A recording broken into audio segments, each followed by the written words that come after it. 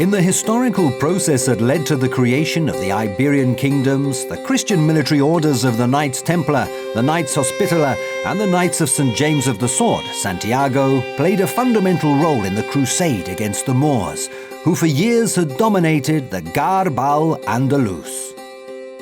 In the Portuguese case, the action of the Santiago Knights was especially relevant in the first half of the 13th century. From a historical and military perspective, the conquest of the wide space beyond the Tagus River, Além do Tejo, had three defining moments. The Siege of Évora in 1165, the Siege of Alcácer do Sal in 1217, and the Siege of Mértola in 1238. By taking these cities, the way was paved for the decisive penetration of the Christian forces in the Islamic Algarve, which in 1249 would come under Portuguese domain with the fall of Faro. The taking of Mértola was clearly the most remarkable act that the Knights of the Order of Santiago undertook on Portuguese soil, under the command of Dom Paio Pérez Correia.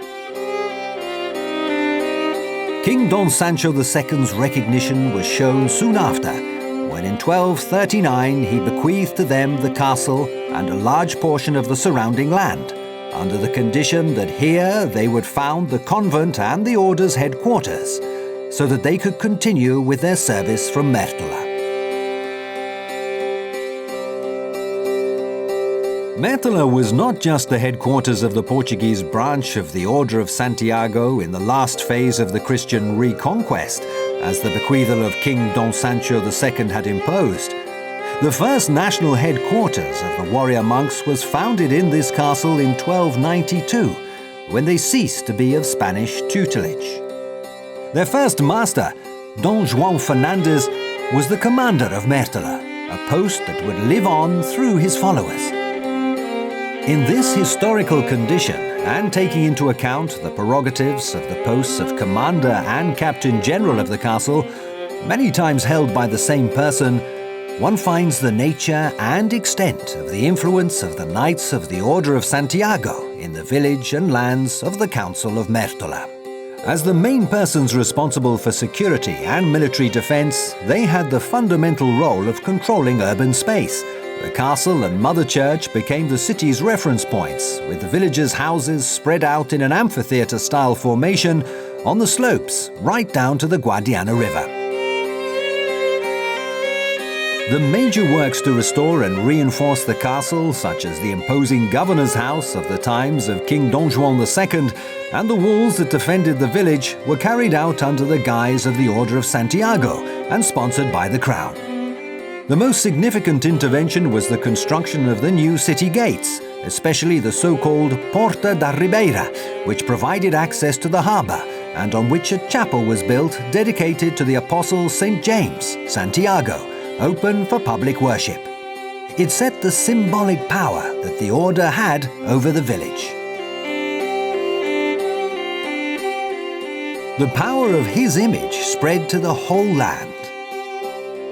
The churches that were built in the parish of Mértola, many times created or built by the order, were to have the sword of St. James over their doors, and parishioners and the faithful had to pay their devotion and dedicate their feasts to their patron saint.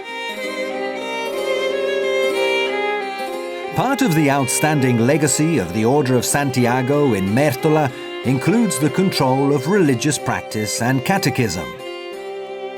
To this, one adds the vast sacred artistic heritage, which remains to this day. The biggest work in this area is undoubtedly the Mother Church, built in the 1630s, and which used a good part of the Almohad Mosque. It was paid for by the then commander, João de Mascarenhas, whose coat of arms is displayed in the building. Mértola's Mother Church is a monument that boasts unique features in Portuguese religious architecture, because it is a juxtaposition of constructive languages and different religious ideals, which it was able to preserve.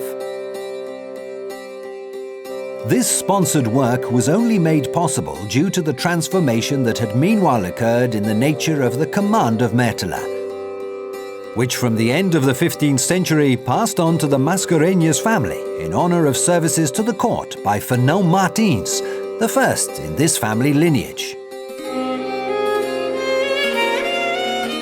The wealth of the Mértola command and governor's house, which included rent and assets of different types, was based on the maximum use of the available natural resources, whether through exploiting them directly or through the strict control and taxation imposed on several activities ranging from agriculture and shepherding to fishing and river trading.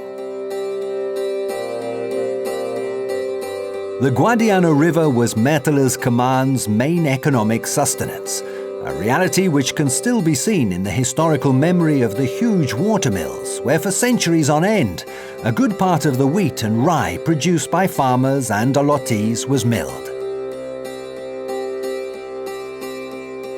This economic, social and tax control was made easier due to the fact that up to the 18th century, Mértola's commander was responsible for choosing the main people that made up the local governance structure, from the councillors to the employees who exercised local power on a day-to-day basis. This reality was perpetuated in the heraldic image that the municipality adopted and which was already perfectly defined in the 17th century. A knight of Santiago, holding his sword and two hammers, an image that is branded in the watchtower, the building of which symbolized the creation of the Portuguese branch of the Order of Santiago in 1292.